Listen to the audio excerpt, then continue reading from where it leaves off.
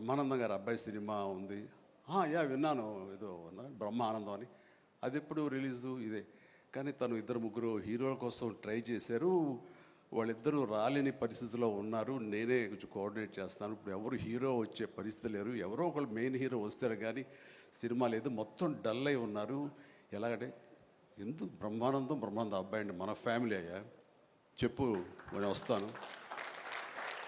ఇది నేను సంపాదించుకున్నటువంటి ఈ ఇమేజ్ని ఎంతో కొంత ఒక సినిమా ప్రమోషన్ కోసం, ఒక బిడ్డకి ఒక గుర్తింపు తీసుకురావడం కోసం, ఒక బిడ్డకి భుజం కాయడం కోసంగా నేను వస్తాను. బ్రహ్మానందం ఎందుకంత మొహన పడతాడు, ఫోన్ తీ అని ఇందాక ఆయన చెప్పినట్లుగానే ఫోన్ తీసి బ్రహ్మానందం నేను వస్తున్నాను అని ఏదో మాట్లాడబెట్టు, నేను వస్తున్నాను, దట్స్ ఇట్, ఇంకా నాకు టైం లేదు, ఏదో మనుషులు ఎదురుగా ఉన్నారు, తర్వాత మాట్లాడి ఫోన్ పెట్టి మళ్ళీ ఇప్పుడు స్టేజ్ మీద ఇప్పుడు మాట్లాడటం అంటే ఇదేదో గొప్పగానో లేకపోతే ఇంకోడో కాదు. మరి ఎక్కడ చూస్తే చిరంజీవి వస్తున్నాడు, టూ మచ్ ఆఫ్ ఎక్స్పోజర్ అంటే అనుకోని నాకేం పర్వాలేదు. నా ఇమేజ్, నా మాటకి నమ్మి కొంతమంది సినిమా బాగుంటే చెప్తాడు, ఈ సినిమాని చూడమని చెప్తున్నాడు అని ప్రేక్షకుల్లో ఆ గుడ్ విల్ ఉంది. కాబట్టి ఆ గుడ్ విల్ని, ఆ ఇమేజ్ని వాడి ఒక సినిమాకి, ఒక బిడ్డకి అది భవిష్యత్తుకు ఉపయోగ